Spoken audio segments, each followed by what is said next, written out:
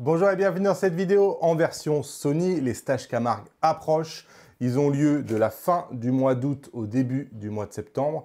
Donc il y avait 4 sessions. Sur les 4 sessions, les 3 premières sessions sont complètes. Et on vient d'ouvrir une dernière session qui s'est déjà remplie très vite. Donc si vous voulez aller shooter des chevaux en dernière minute en Camargue, là, dans 10 jours, bah écoutez, je vous mets un lien dans la description avec la présentation du stage. Vous avez fait une vidéo. Et un lien aussi vers la page d'inscription au stage sur le site de voyagephoto.com.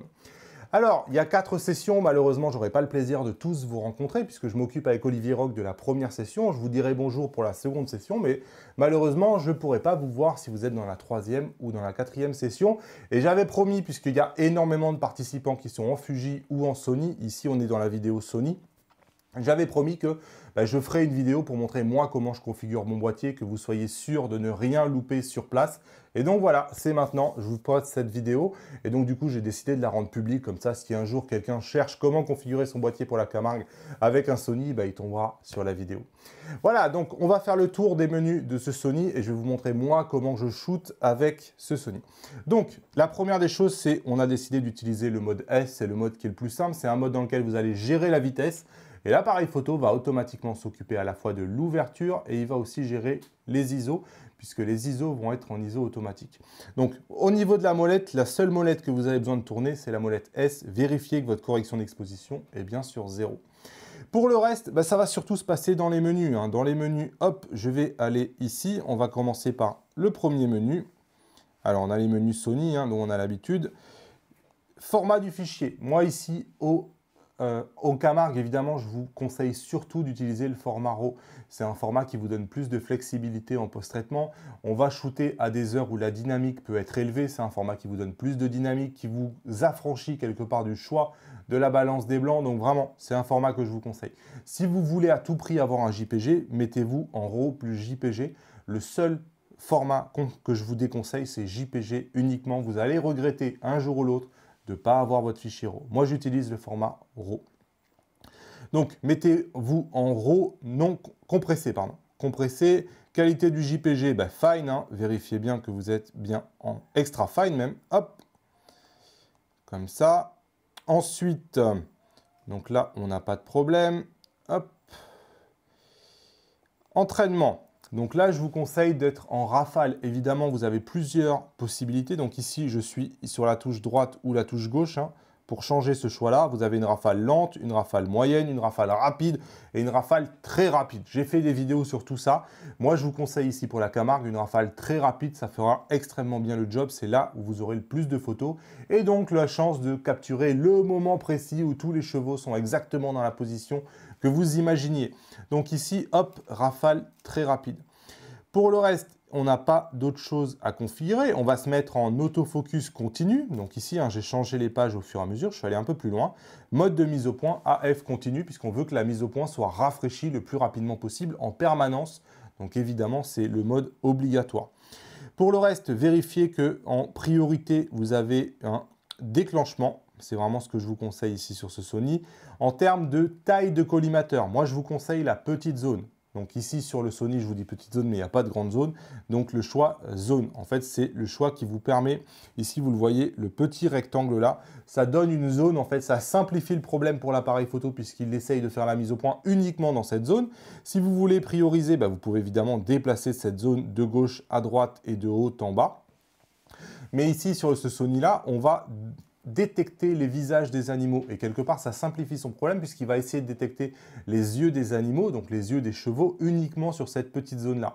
Donc ça ne vous oblige pas à être trop précis parce que si vous aviez un petit collimateur et que vous essayez de le placer sur l'œil d'un animal, ça serait un peu chaud. Là, il va vraiment vous simplifier le problème, mais quelque part, il simplifie le problème pour l'appareil photo puisque l'appareil photo va détecter que dans cette petite zone là. Votre rôle, ça va être de mettre cette zone là au bon endroit.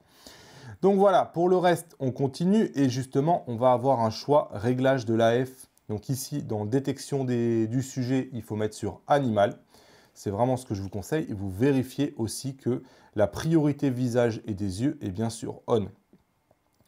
Hop, sensibilité du suivi AF, je vous conseille un choix réactif. C'est là où vraiment il va pas attendre. Tout de suite, il va faire la mise au point parce que ici, on n'aura pas de temps à perdre en Camargue. Les chevaux vont très vite et vraiment, il faut rafraîchir. La seule priorité, c'est de rafraîchir sans cesse la mise au point. Donc le reste, je ne vois pas de réglage que vous pourriez mettre. Les ISO, comme je vous l'ai dit, on va les laisser en automatique. Donc vérifiez bien que vos ISO sont en automatique. Hop. Ensuite, moi j'utilise le lien de point focal au niveau de la photométrie. Hop. Donc ensuite, on a le flash. Voilà, on arrive à la balance des blancs. La balance des blancs, si vous êtes en JPG, je vous conseille de vous mettre en lumière du jour. Si vous êtes en fichier RAW, laissez en automatique. Ça fait un paramètre de moins à gérer. C'est forcément mieux. Ça va vous simplifier le problème.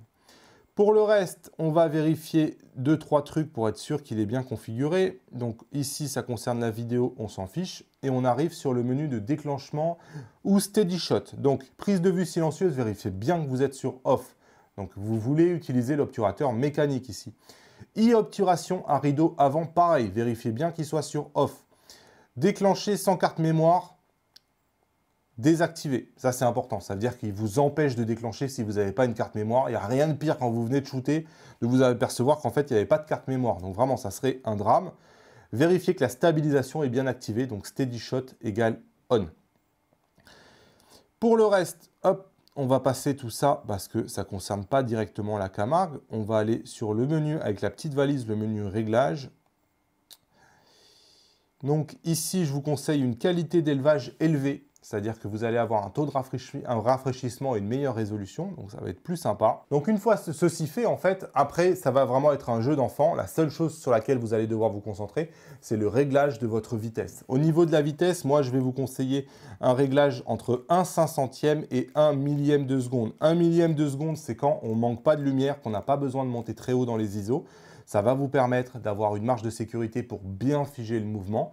Et dès que la lumière vient affaiblir un peu, on peut se tolérer de figer un peu moins de mouvement. De toute façon, ça va vous permettre un rendu aussi un peu différent. Et pourquoi pas d'avoir des photos en première session, en dernière session avec des filets d'eau qui sont un tout petit peu différents. Donc vous pouvez baisser au milieu vers 1/500e de seconde. C'est finalement le seul paramètre sur lequel on va jouer. Après, tout le reste, ça va être d'avoir la petite boîte ici de la zone qui est au bon endroit. Mais avec un Sony, on est vraiment aidé puisque la détection des yeux marche vraiment bien sur les animaux. Ça permet de passer à travers les gouttes et ça vous permet d'avoir une mise au point qui est plus précise. Pour le reste, je ne rentre pas dans la configuration des boutons personnalisés, ce genre de choses-là. On a tout fait via les menus et a priori sur le terrain, on a besoin d'absolument rien changer.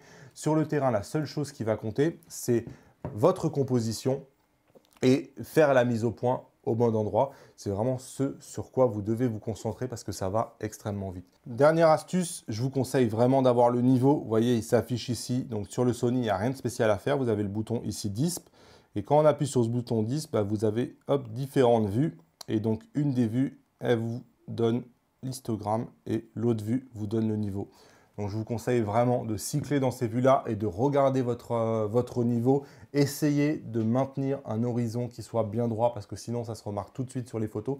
On a un horizon qui est très dégagé en Camargue, donc veillez à utiliser le niveau de façon à avoir une horizontalité parfaite. Voilà, pour le reste, il n'y a pas grand-chose d'autre à dire. En bonus, vous avez le fait de... Attention, ayez toujours une batterie, au moins une batterie qui soit toujours chargée. Et c'est chez Sony, on a vraiment... beaucoup de batteries, mais enfin, il arrive toujours d'arriver avec une batterie qui est moins chargée qu'on le pensait. Et hop, vous avez une batterie, comme ça vous êtes tranquille et vous risquez pas du tout de perdre un shoot. L'autre conseil, c'est d'arriver avec des cartes SD qui sont aussi rapides que votre appareil photo. Moi, je vous conseille sur les Sony d'avoir des cartes SD UHS 2, idéalement des cartes SD qui sont très rapides, les 300 mégapixels.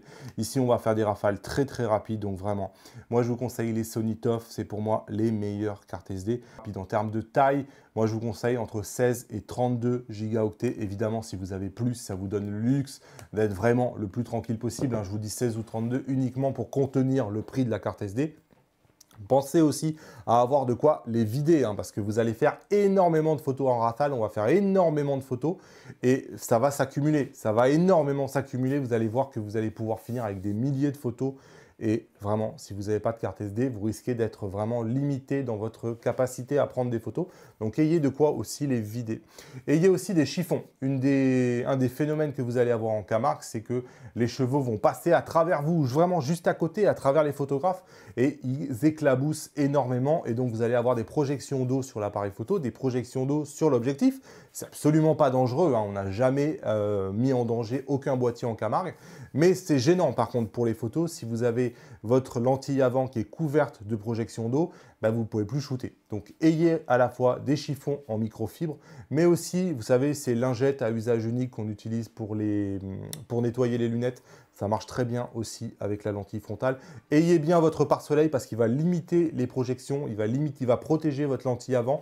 Donc pensez bien à avoir votre pare-soleil et à le mettre avant le shooting.